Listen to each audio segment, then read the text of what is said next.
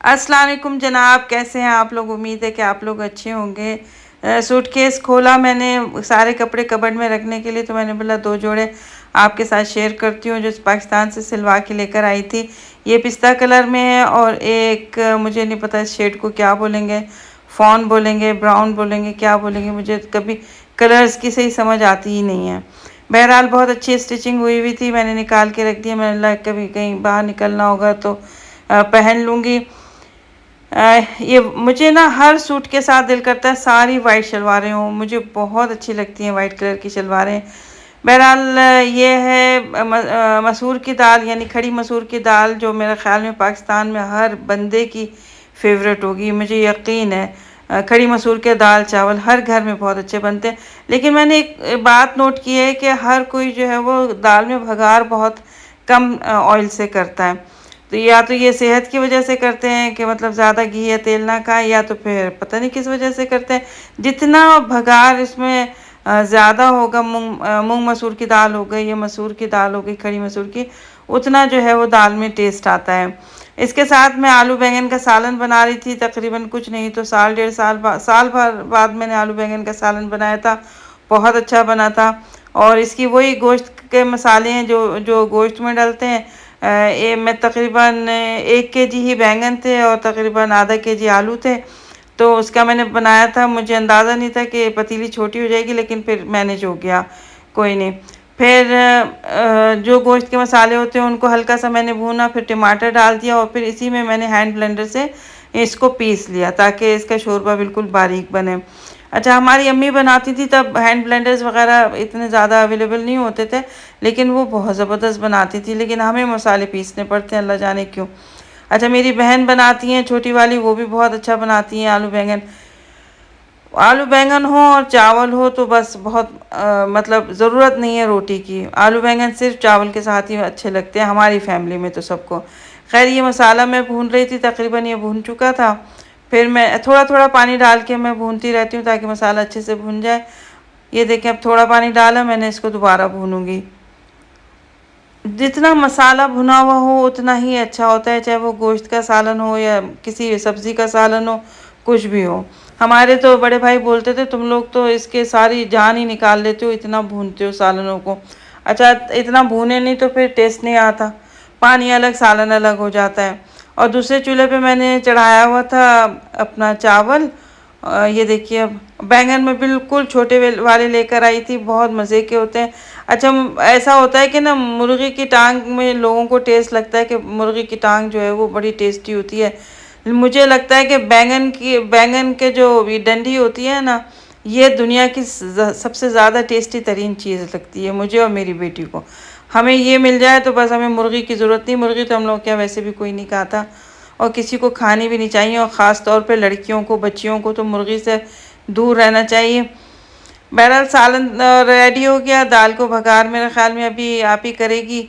भगार आप ही करती है क्योंकि आप ही बहुत मज़े का भगार करती है, उसमें बहुत सारी चीज़ें डालती है। और ये मोहम्मद के लिए बन रहे थे नूडल्स। ये तकरीबन कोई रात का टाइम है, 3-4 बजे का। इन लोगों को ये जो क्रेविंग होती है ना, इसको मिडनाइट क्रेविंग बोलते हैं। मिडनाइट तो क्या 12, लेकिन इन लोगों को लगती है कि अर्ली मॉर्निंग, जैसे 4 बज गए या 3 बज गए, इस वक्त की भूख। अच्छा जी, ये मैं बहुत कम नूडल्स लेकर आती हूँ। नूडल्स अगर किसी ने बनते हुए देख लिए तो तौबा करेगा, बहुत बुरे तरीके से नूडल्स बनते हैं। लेकिन वो ज़िद कर रहा था तो मैंने बोला कि चलो बना दो एक आध। एक वो अपने लिए बना रही थी और एक जो है वो मोहम्मद के लिए बना रही थी।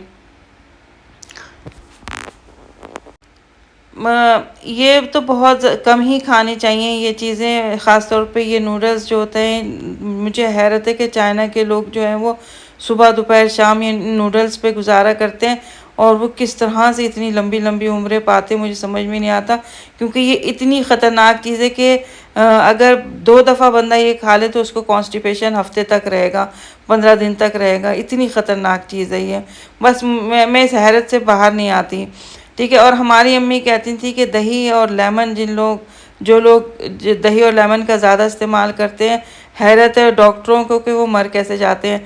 इतनी ज़्यादा फ़ायदेमंद है लेमन और दही दोनों, ठीक है। और हैदराबादी लोग ये दोनों चीज़ें बहुत जो है वो वाफिर मकदार में रोज़ाना कंज्यूम करते हैं, रोज़ाना खाते हैं। बहरहाल अब मैं दिखा रही हूँ आपको कि हम लोगों ने अपने ये जो मसालों के डब्बे, दालों के डब्बे, ये सब हमने चेंज कर लिए थे, क्योंकि आप ही जो है वो माहिर होती जा रही थी डब्बों को डी शेप करने में। क्योंकि कभी वो चूल्हे पे रख देती थी, कभी वो गरम पतीलियों पे मसाले के डब्बे, कभी किधर कभी किधर, तो वो डब्बों के सारों के शेप ही बिगड़ गए थे, अल्लाह माफ़ करे। ठीक है, तो हमने कहा कि चलो इनको चेंज करते हैं। पहले भी मैं आपको दिखा चुकी हूँ कि मैं डब्बे लेकर आई थी, तो फिर मौका नहीं मिला उनको चेंज करने का, तो मैंने 1-2 दिन पहले ही इनको चेंज किया। फिर मैंने बोला व्लॉग बना लेती हूँ। तो तकरीबन अभी भी डब्बे कम पड़े थे, कम से कम भी 10 डब्बे और आने हैं इंशाल्लाह। आज या कल जाके लेके आएंगे, तो उसका भी व्लॉग बनाएंगे आपके साथ। अच्छा, औरतों के यही शौक़ होते हैं, मतलब किचन को किस तरह से आप रेनोवेट करें, या किचन को किस तरह से आप उसकी खूबसूरती में इजाफ़ा करें कि वो बहुत अच्छा लगे।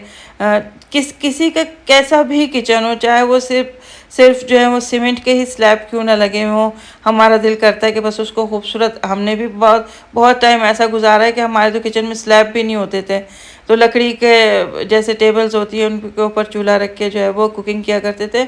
हर किसी की ज़िंदगी में उतार चढ़ाव आते हैं, और परवरदिगार सबके ज़िंदगी के उतार चढ़ाव पर बखैर आफ़ियत सबके गुजार दे, बहुत ये दुआ है। और मैं हर डब्बे में कुछ भी डाल के, चाहे वो चावल हो, चाहे वो आटा हो, चाहे वो कुछ भी हो, कोई भी दालें हों, मैं थोड़ा सा नमक डाल देती हूँ ताकि वो उनमें कीड़े ना पड़े, क्योंकि बहुत शदीद किस्म की गर्मियाँ हैं, तो इनमें कीड़े पड़ जाते हैं, चाहे आपके घर में कितना भी एसी चल रहा हो। तो जो भी अपने मसालों को बचाना चाहता है, वो या तो वो एक लौंग डाल दे, या जो भी मसाले डाल रहा है उसमें से थोड़ा सा नमक डाल दे, तो वो मसालों में किसी भी किस्म के कीड़े नहीं लगते।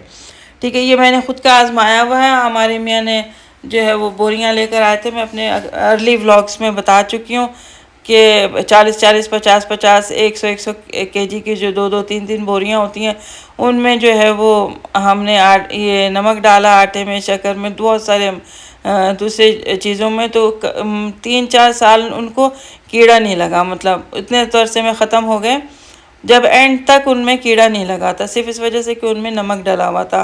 लोग नमक भी डालते हैं ये, और ये अपना लौंग भी डाल देते हैं, और जो वो होता है ना बे लीफ, तेज़पात, वो भी डाल देते हैं, तो उसमें कीड़ा नहीं लगता। ये बड़ी अच्छी बात है, और पता नहीं किस सियाने ने ये चीज़ वो डिस्कवर की होगी कि इनमें कीड़ा नहीं लगता।